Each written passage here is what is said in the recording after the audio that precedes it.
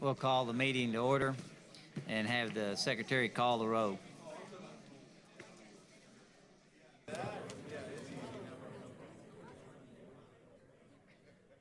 Mr. Fiddler, Mr. Overland, Mr. Love, Mr. Burridge, Here. Mr. Huckabee, Here. Mr. Alexander, Here. Mr. Burgess, Mr. Regan. Here. The chairman declares a quorum present to conduct business, and we'll call on Secretary Ridley for comments. Thank you, Mr. Chairman.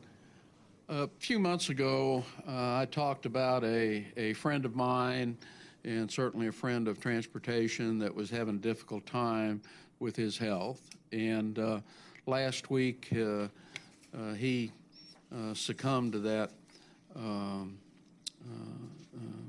to his health problems and passed away, and his funeral was Saturday. But I think it's important to say just a few words about Secretary Tomlinson. He was not only my friend, but as I said, he was a friend of transportation. He came to us in the spring of 2003 at a time that we were conducting meetings all across the state to try and explain to the public how serious our funding issues were and how big a problem we had and how we were not able to manage that problem, and it was managing us for sure. And he helped put together a plan. He was very good at being able to take politics and good public policy and marriage them up to solve problems. He was an expert at that, and he never took any credit for anything. He was one of those people that was comfortable in their own skin to be able to get things done, have the problem solved, and he could put a smile on his face and feel good about it. But this agency and the people of Oklahoma owe a great debt of gratitude for the work that he did when he was cabinet secretary, working closely with the director. He always felt it was important that we talked things over, made sure that we were on the same course, know what I was thinking and what I was doing, and I would know what he was thinking and he was doing, and it made a huge difference in what you were able to accomplish. But if we could, Mr. Chairman, have a few moments of silence in recognition of the work that he had done and accomplished during his tenure as secretary. Certainly. We'll have a moment of silence.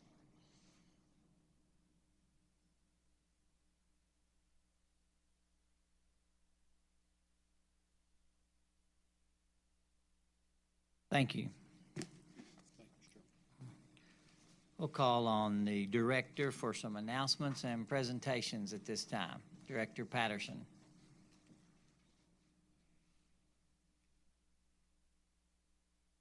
Thank you, Mr. Chairman, members of the commission.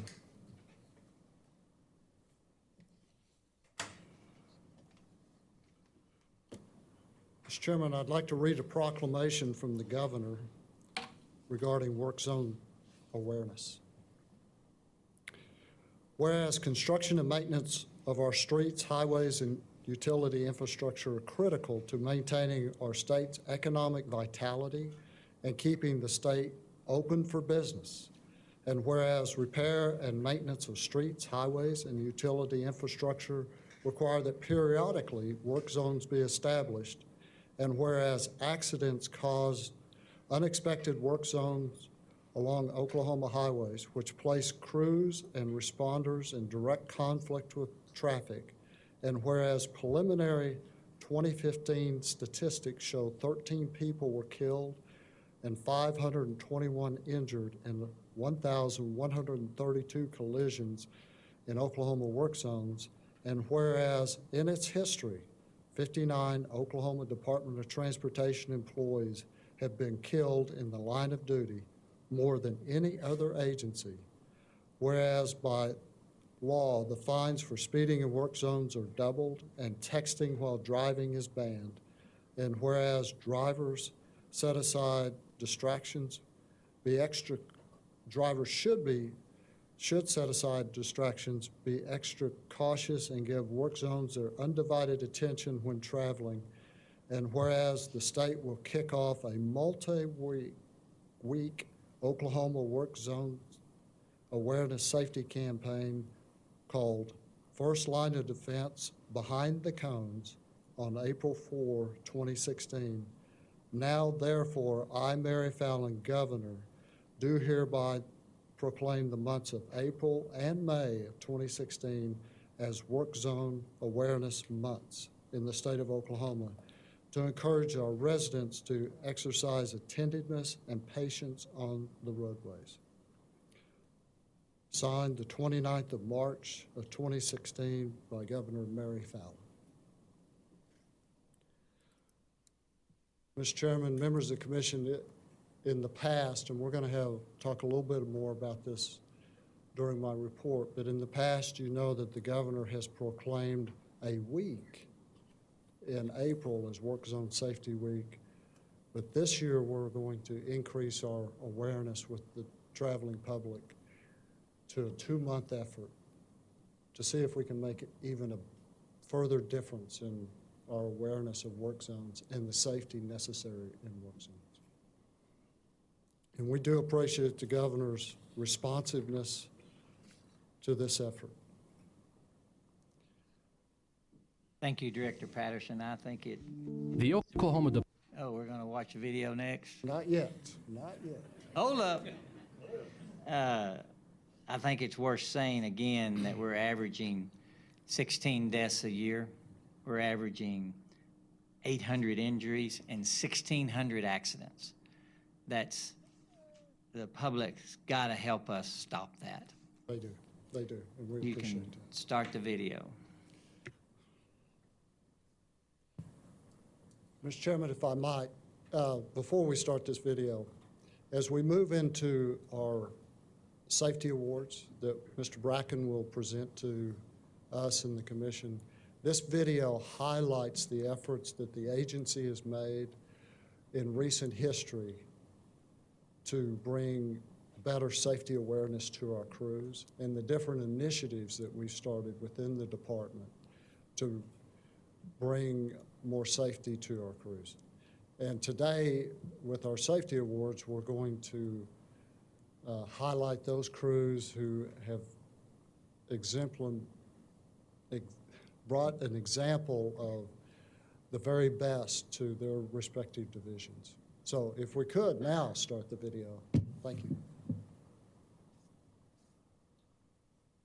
Department of Transportation, or ODOT, is faced with a large task in supporting many miles of highways and interstates statewide.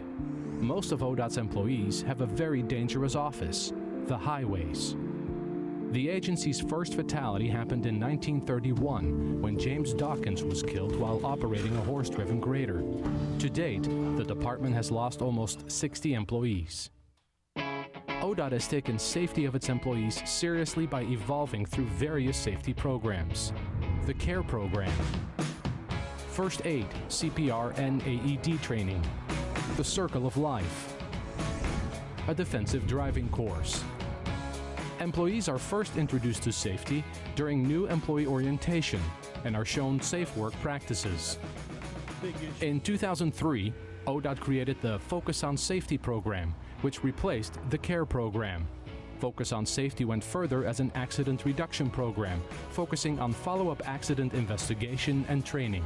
The program focuses on 5 safety keys, including paying attention, assess the work task, be aware of your surroundings, think before acting, and making sure the public sees you. Every morning, maintenance crews have a brief meeting before they start working for the day to go over work and safety measures.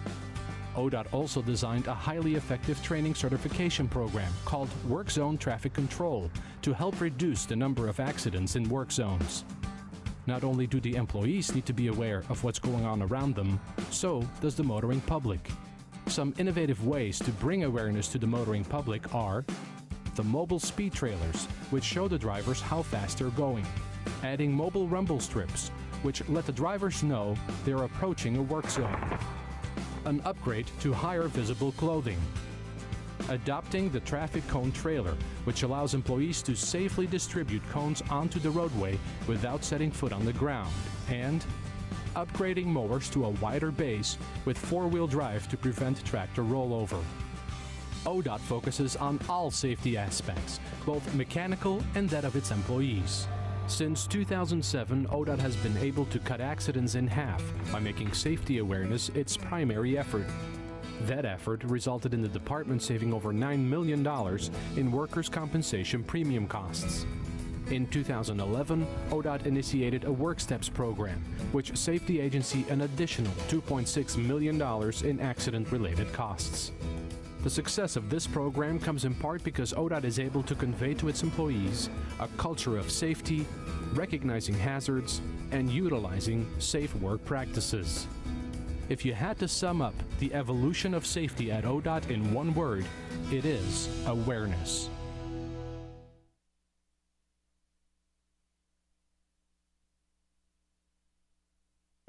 We're very proud of the record that we've exhibited in the last 10 years in bringing better safety awareness to our employees. Paul Green has spent the last 2 months visiting with several of our crews in each of the 8 field divisions to even amplify that message. Paul talks about safety over production. We need to make sure that our employees are safe, even at the expense of production. Because we have seen in this state and other states where our employees have taken risks that they probably shouldn't have in trying to make everything better, but we want to really bring the message that safety is paramount. Now, Mr. Chairman, if I might, Mr. Bracken is ready to do our safety awards. Let's move on.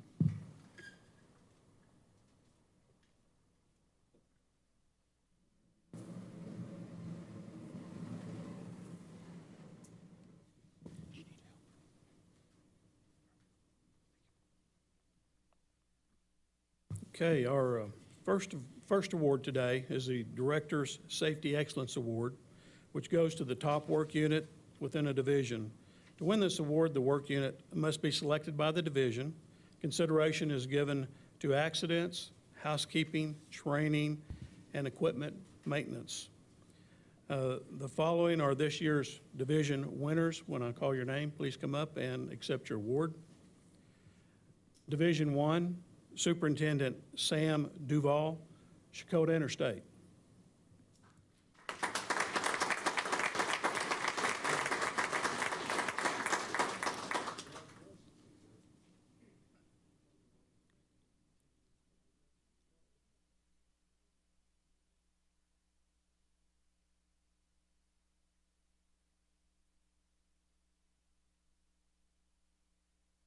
Thank you, sir.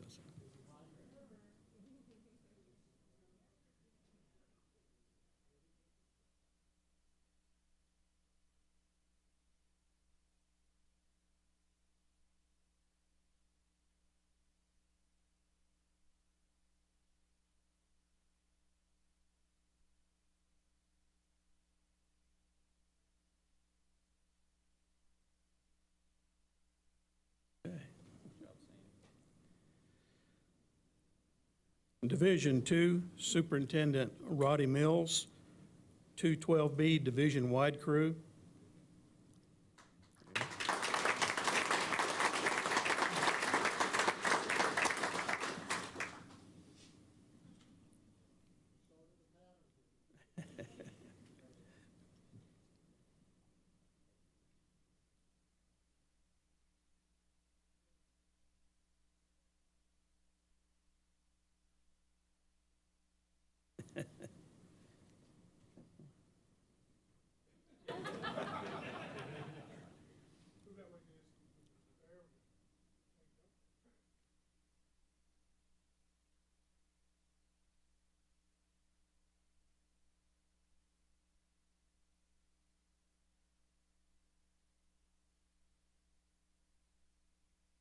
Division 3, Superintendent Dustin Grand, bridge crew.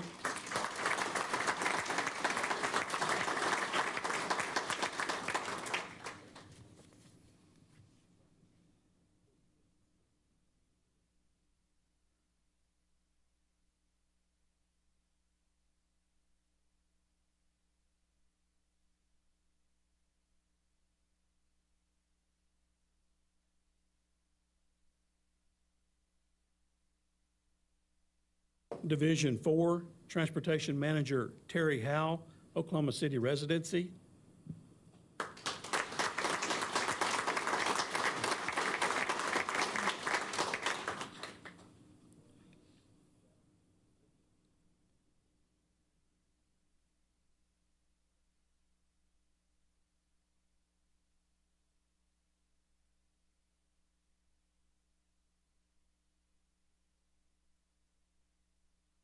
Division 5, Superintendent Mark Ray, Blaine County Maintenance.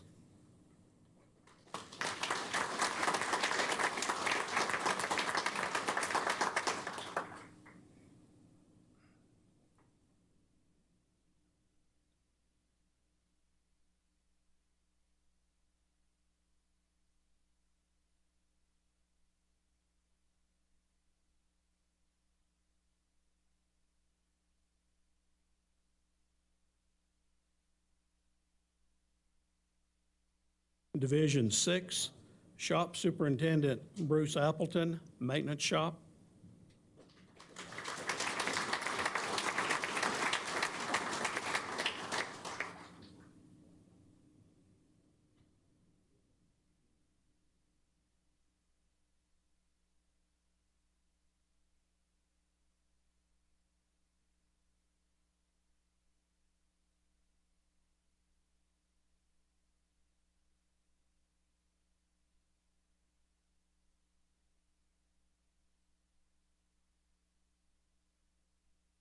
Division 7, Superintendent Rick Pettit, Grady County Maintenance.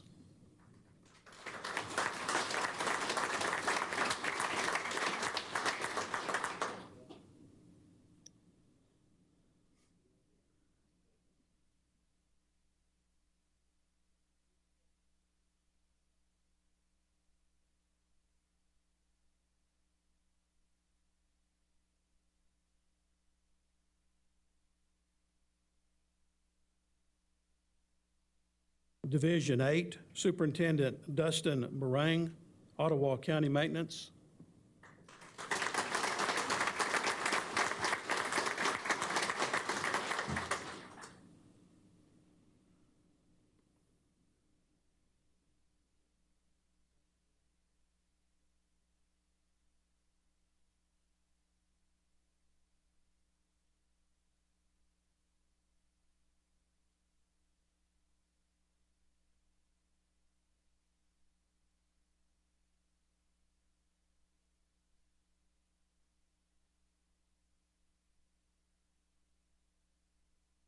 Division 9, Branch Manager Aaron Friedrich, Data Collection Branch, Strategic Assets and Performance.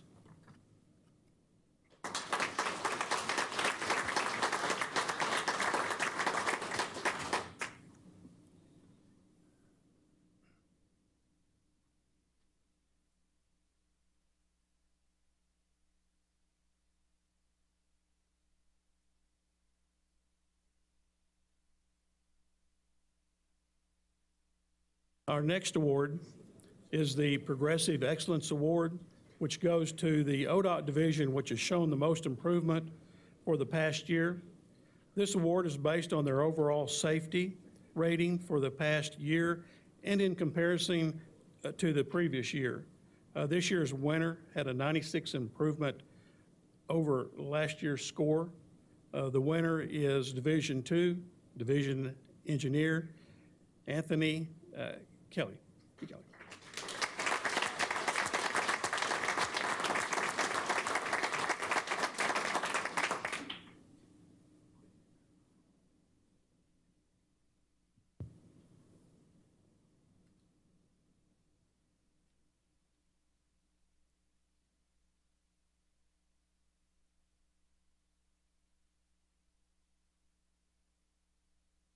The last award is the Governor's Safety Excellence Award.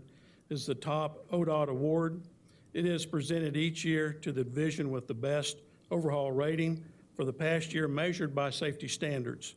Taken into consideration is the accident incident rate, lost time accidents, lost work days, and accident severity. The winning division had no lost time accidents for the past year. This is what a good safety program does. It saves funds and reducing the direct and indirect cost of accidents to be spent in other areas. This year's winner is Division 3, Division Engineer Kevin Bloss.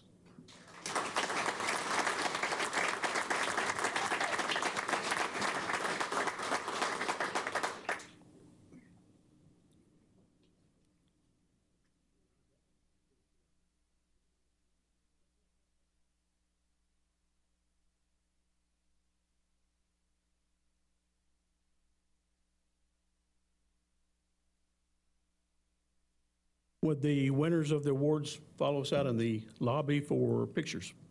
Thank you.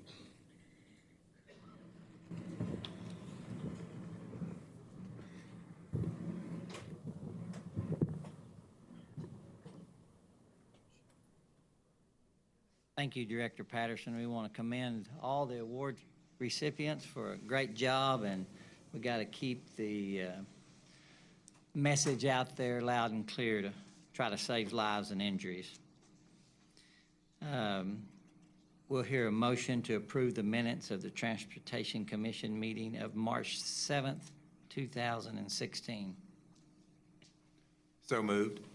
We have a motion. Second. We have a second. We'll record our votes electronically. I'm thinking about it.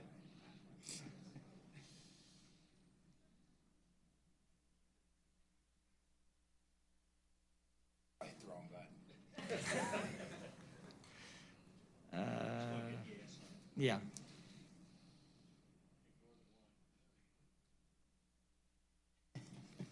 And there's our names. It did pass. And we'll record that as the first electronic vote. It did not go off without a hitch. Okay. We'll try again with the consent docket, which is items 43 through 46. And the chair will hear a motion. Motion to approve. We have a motion to approve. Second. We have a second. We will record our votes electronically.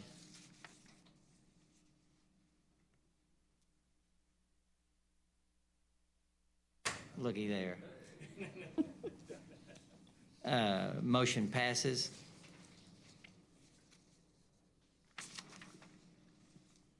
Item 47 is programming items to be presented by Mr. Tiegler.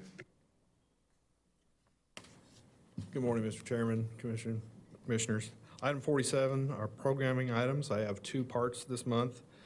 Part A is Oklahoma County. This is to repair vehicle impact damage to I-40 eastbound over Choctaw Road. The estimated cost is $30,000. Project can be ready for a June 2016 letting, and the party responsible for the damage is known. Part B in Tulsa County, this is, as you well know, we've had severe weather last year, tornadoes and straight line winds and flooding beginning about May 6th through the year.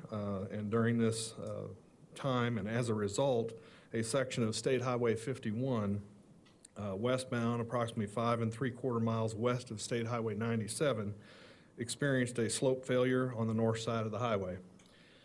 This failure necessitated the closing of one lane of the traffic on the north side, and the repair will consist of about 500 to 600 linear feet of a slope repair and pavement replacement. The estimated cost of this project is $950,000 using a combination of federal emergency relief funds and state funds, and this project can also be ready for a July 2016 letting. Can answer any questions, but approval is recommended. You've heard item 47. We'll hear a motion. Motion to approve. We have a motion to approve. Second. Have a second. We'll record our votes.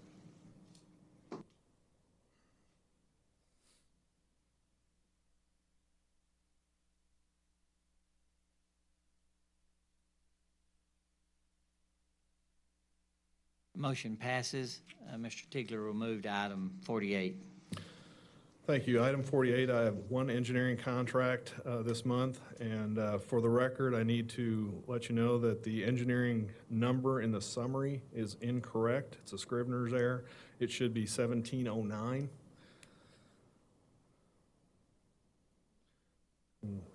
Go ahead and continue Grady County. This is a program or project that's been selected with Triad Design Group to provide preliminary engineering and prepare construction plans for State Highway 19 from about 5 miles east of US 81, about 3.84 miles, and then from that point, an additional project 4.51 miles to Roaring Creek Bridge. This is a project not to exceed amount of $2,291,000. Both projects are listed in the 8-year construction work plan of 2022 and 2023, and the total estimate for these projects are just shy of $23 million. Try to answer any questions if you have any, and approval is recommended. You've heard the presentation. I'll make a motion. Second. Have a motion and a second. Record your vote.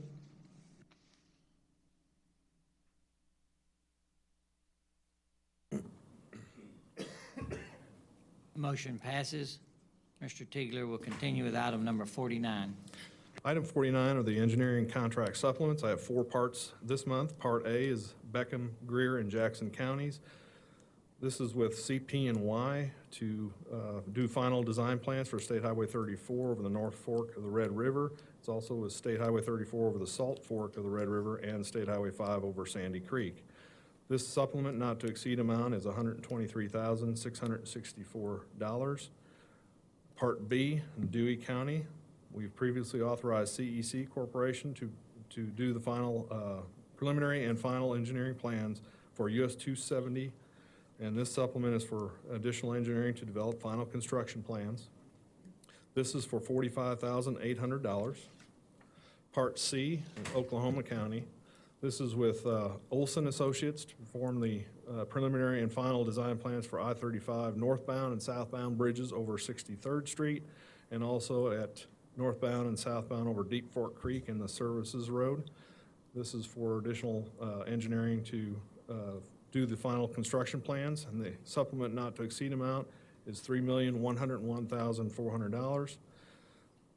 Both projects are in the 8-year construction work plan. The total for construction of these 2 projects is just over $47 million.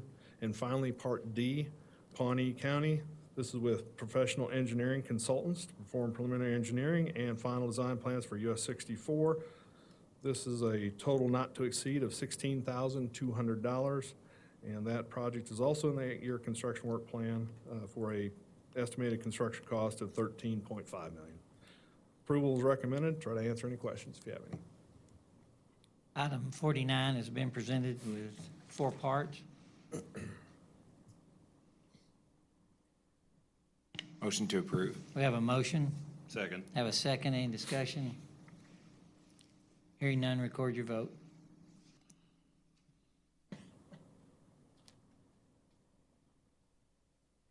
Item 49 passes. Thank you, Mr. Tigler. Thank you. Mr. Chairman, I had one question. You for bet. Tim. Hold up, Tim.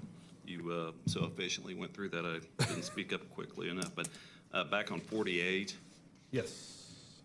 are you guys just taking like a 10% factor of what the total project is going to be, and that's what your engineering contract is coming out to? No, we go ahead and look at what the level of effort is for the hours based on the type That's of a pretty project. big number. I'm sorry? That's a big number, which is. It is. It's for construction. It's to do first. It's broken up into 2 different tasks. The first task, we're going to be doing alignment studies, which is a certain amount of effort also. Once we have that finished, then we go ahead and do whatever the alignment studies dictate to do the final engineering construction plans. So we've taken that whole project to the commission to continue getting it done. So, Okay. okay. Thank you. We'll move to item number 50, Mr. Atkins, which is the lettings. Mr. Chairman, Commissioners, item 50 consists of the final June, the tentative July, and the tentative August 2016 bid openings, and the department recommends approval of item 50. Heard the presentation on item 50. What's your pleasure? Motion to approve. We have a motion. Second. We have a second. Any discussion? Hearing none, record your vote.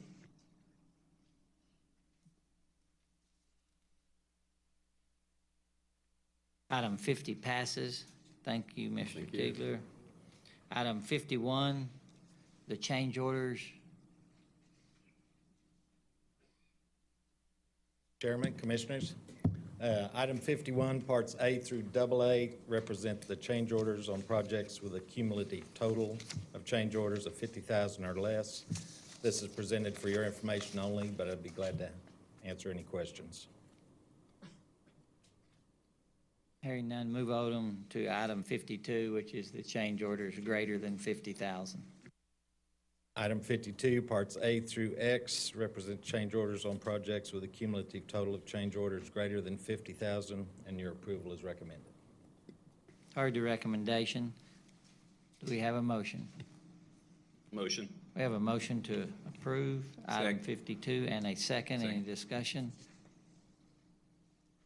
Hearing none, record your vote.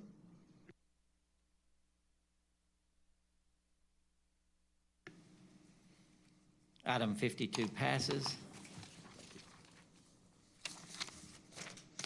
Item 53 will be presented by Mr. Green. Mr. Chairman, Commissioners, item 53 is a change order for additional appropriations on an emergency rock slide crossover project in the amount of $6,050. This project was in Murray County.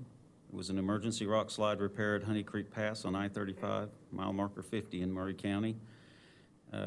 For additional appropriations were approved to add a new lump sum pay item for construction traffic control to the contract. This emergency contract was executed in June 2015 with the Geostabilization International in the amount of $868,979. This change order will add a new pay item for work that was necessary to ensure the safety of the traveling public as well as the contractor's workforce. This change order was approved by the Division Engineer under his authority since the cumulative total of change orders on the contract have not exceeded $50,000. This item is for your information and no action of the Commission is necessary. I'd be glad to answer any questions. Thank you, sir. Does anybody have any questions? I have a question, Paul. Okay.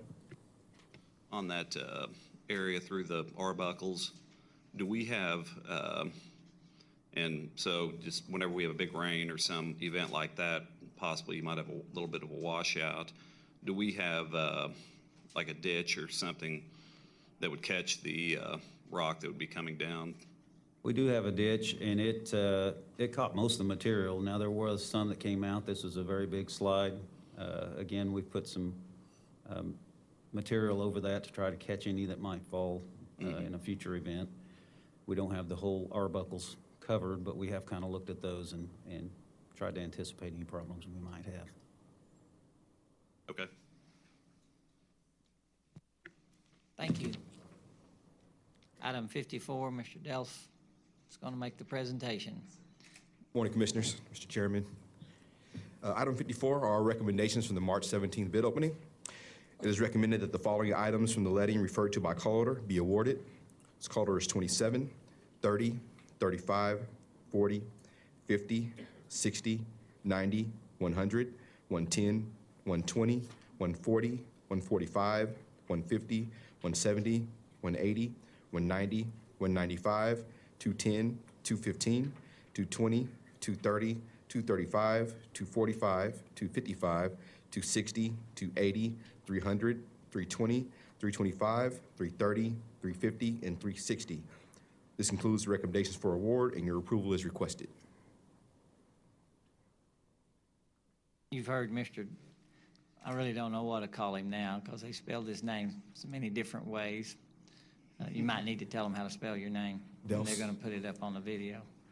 Where? Do we have a motion? Motion to approve. We have a motion to approve. Second. Have a second. Any discussion? Hearing none, call the roll.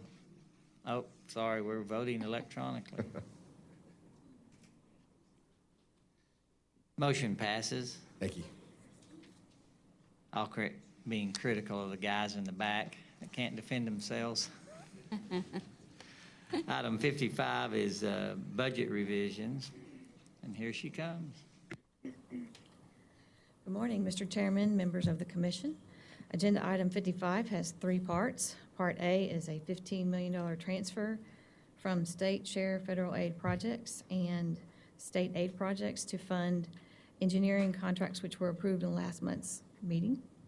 Part B is an increase of $7 million to fund the state share city match to federal aid projects. And Part C is a request to increase the highway construction materials technical certification fund in the amount of $240,000, but to be paid for with unbudgeted revenues. And the department requests and recommends approval of this item. You want to tell us what third parties and unbudgeted revenues are? Sure. Third parties is anytime there is a city match or a state or a local match that funds the portion of a construction contract. And then unbudgeted means we just didn't budget it. There were revenues there that we didn't budget. And where would they come from? This particular one is miscellaneous revenue. You've heard the presentation for item 55. Do we have a motion? I'll make a motion. We have a motion to approve. Second. We have a second to approve. Record your vote unless there's any questions.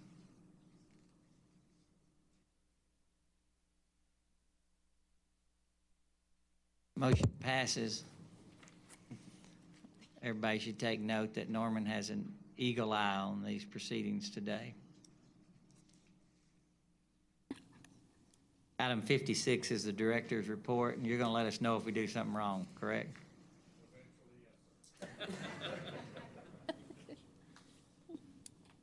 Welcome, Director Patterson. Thank you. And I do appreciate the General Counsel keeping an eagle eye on this new way of doing business. Mr. Chairman, I've got a couple of items. First, just one brief comment about our earthquake protocol. You may have noticed last week through media, we announced a new protocol, a revision based on our experience and science that we have been engaged with in the last 3 years, that we have increased the protocol to only respond for earthquakes at 4.7 or greater. And you may also recall when we started this effort approximately 5 or 6 years ago, we would roll out of bed at just the slightest of trembles, but that has all changed because of our experience and the influence of some very smart people who have helped us understand, along with Caltrans, to help us understand how we could change our protocols and still be safe. Governor Fallin has encouraged us here at ODOT to reach out to all of our transportation partners, and we're in the process of doing that. Most recently, we made a presentation to the Association of County Commissioners to explain how we have been responding and how we are going to respond to earthquakes. And next week, we sit down with the Municipal League, which is all the cities and towns, and we will do a similar kind of presentation. We want to work with those entities so that the traveling public feels safe, whether they're traveling on city streets, county roads, or state highways.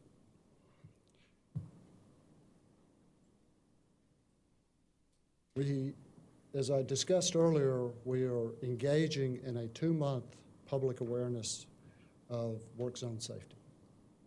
At the national level, there's a campaign called Don't Be That Driver. Don't be that guy that gets in an accident in a work zone and messes up everyone's travels. Here in Oklahoma, we're calling ours the first line of defense behind the cones.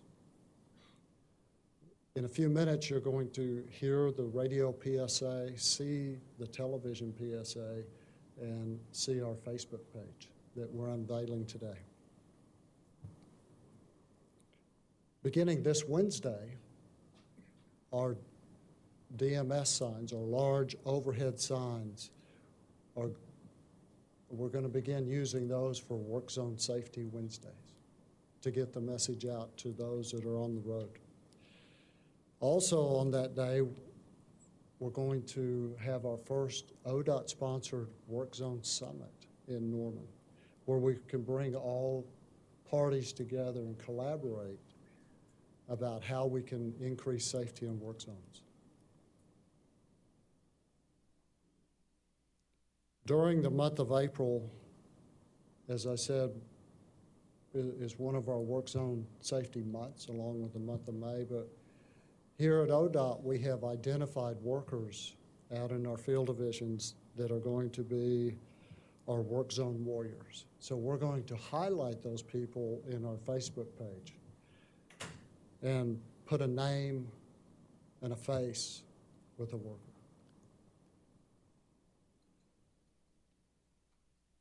On May 2nd, the next commission meeting, we're encouraging all here at ODOT to wear orange.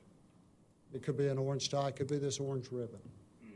I know that's painful for some. Even Terry Angier, a fine graduate of the University of Oklahoma, will wear her orange that day because of the importance of work zone safety.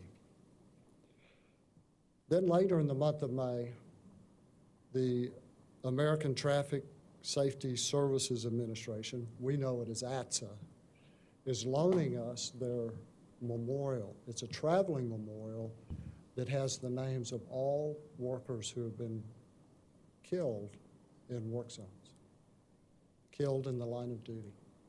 The memorial is going to visit Oklahoma City and be displayed at Penn Square Mall, and again in Tulsa at Woodland Hills Mall.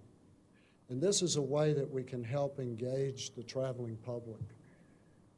And as I said earlier, put a name, put a face with the people who have died in the line of duty. That effort is being sponsored by Action Safety here in Oklahoma. And I would be remiss if I didn't thank Simon Properties for allowing us to put that memorial in their properties where it can be safely secured and viewed by thousands of people who go to those two malls. As I mentioned earlier and was mentioned in our video, we have 59 ODOT workers who have died in the line of duty, more than any other state agency, more than all state agencies put together with the exception of the military. In the last 5 years, 84 fatalities. So it's important that we now engage with our other partners, the traveling public. And with that, let's listen to our PSAs and look at our Facebook page.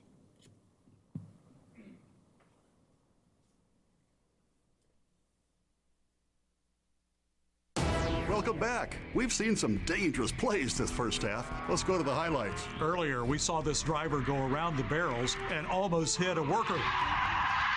Oh, look at that close call. Unbelievable. It's like they don't even see what's happening around them. That's flagrant disregard for the player, and that kind of offsides will get someone killed. You've got to slow it down, focus up, and make safe plays in the work zone. This message brought to you by the Oklahoma Department of Transportation.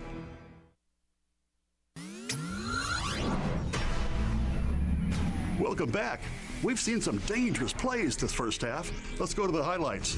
Earlier, we saw this car fly through the work zone going well over the posted speed limit. Just look how close they were to hitting that worker. Let's see that again. I can't believe it. You're right, and that speed trailer doesn't lie. Folks, let's not see a repeat of that again. You've got to slow it down, focus up, and make safe plays in the work zone.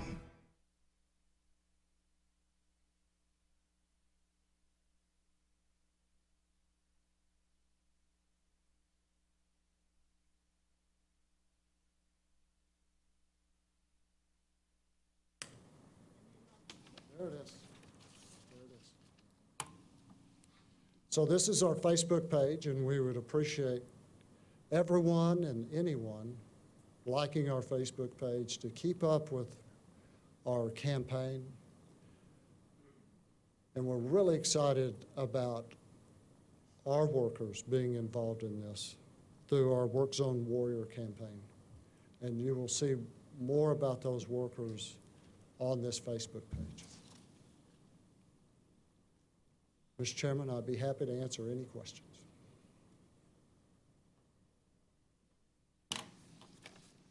Mr. Love? I had a question on the earthquake protocol. Are you saying that 4.7 or greater, that would cause an inspection to occur? What all happens? What are we doing when you have a 4.7 or higher? At 4.7, Commissioner, that invokes our 5-mile radius inspection. So we'll roll out of bed at 4.7.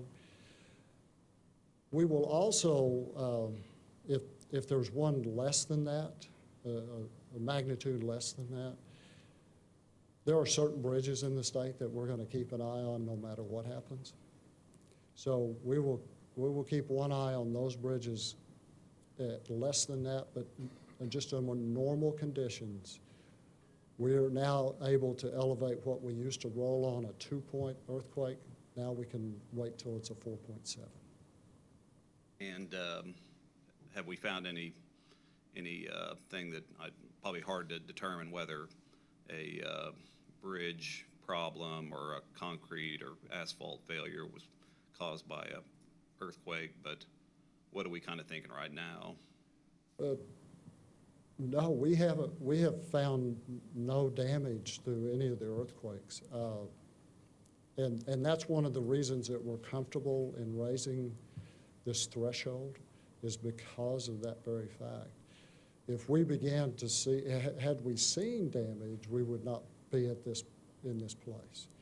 If we see damage, then we will reassess our situation and see if we need to lower it back. But right now, we're comfortable with 4.7.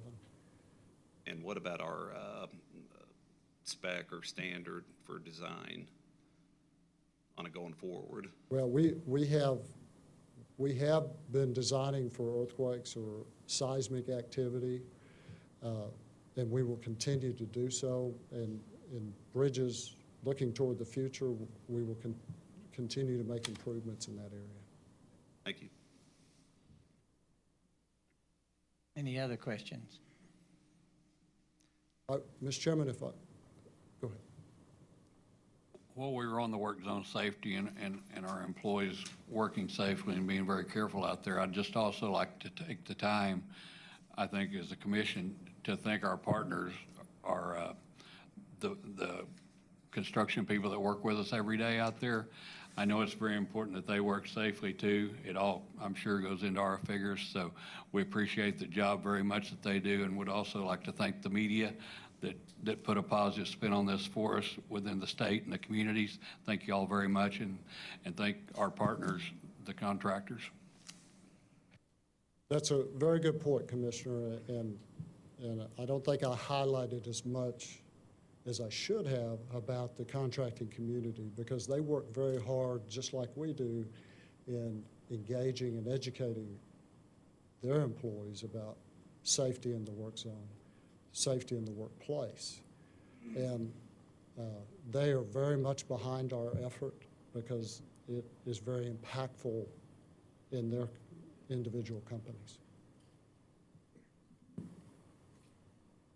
When we're setting our standards for the earthquake response, what role does frequency have in it? I mean, I know you guys talk to a lot of different people that's had a lot of this type of activity. Is there a fatigue factor you figure in? There is a fatigue factor, and it does involve frequency. To your question, but it also involves the depth of the earthquake and what geological surroundings it has. So I only mention that to say that there's a lot of factors that go into that decision. And I assume we're working with the measuring guys, whoever's keeping up with it, even though we have no damage, we're talking to them and seeing what kind of data they put together, trends and so forth. That's right, the USGS and the Oklahoma Geological. seismic group. Yes, we're working very closely with them. We're meeting with them on a weekly basis. Well, thank you guys for your response to that, because the public, you know, there's been a lot of questions and what are you doing, what are you doing, and y'all's measured and constant response and coming up with a great reply, I think will help put some people at ease. Do you have anything else, Director Patterson? No, sir, I don't have any, but I just want to say how much I appreciate the Commission's support on our expanding our work zone safety program to a 2-month effort.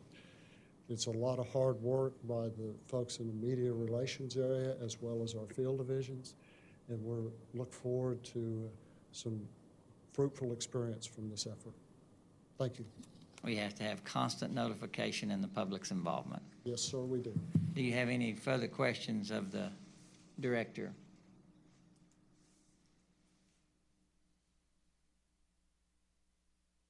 Again, thank you, Director Patterson and the ODOT staff.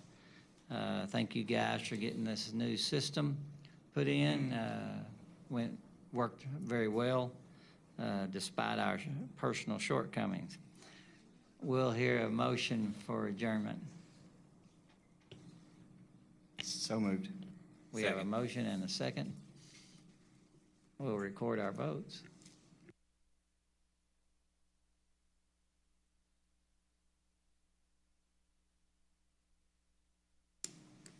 We are adjourned.